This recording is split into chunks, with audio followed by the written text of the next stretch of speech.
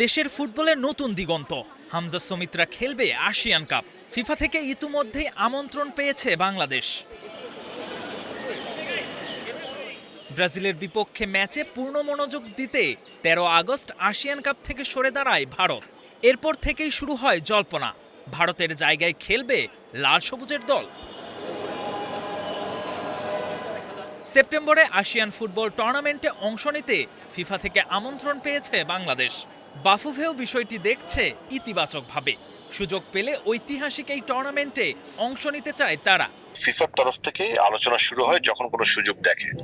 So সেই আলোচনা শুরু হয়েছে। সো এটা অত্যন্ত ইতিবাচক বাংলাদেশের জন্য, বাংলাদেশের ফুটবলের জন্য, যে ফিফার তরফ থেকে আমাদের সাথে আলোচনাটা শুরু হয়েছে এবং আমরা আশা করি হয়তোবা ১-২ দিনের ভিতরে একটা সিদ্ধান্ত ফিফা থেকে পাবো ইনশাআল্লাহ। আমরা ন্যাশনাল টিমস ক্লাবের একটি মিটিংও হয়েছে এবং আমার মনে হয় ওই মিটিং এ ডেফিনেটলি পজিটিভ সিদ্ধান্তটা দেওয়া হয়েছে যে এরকম সুযোগ পেলে অবশ্যই বাংলাদেশ পার্টিসিপেট করবে ডেফিনেটলি। ফিফা আসিয়ান কাপে ভারতের জায়গায় এ গ্রুপে বাংলাদেশ খেললে প্রতিপক্ষ হিসেবে পাবে স্বাগতিক ইন্দোনেশিয়া, মালয়েশিয়া এবং সিঙ্গাপুরকে।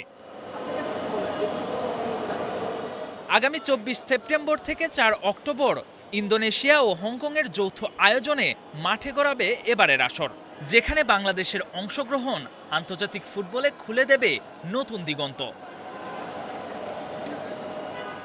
KM Sony, Star play.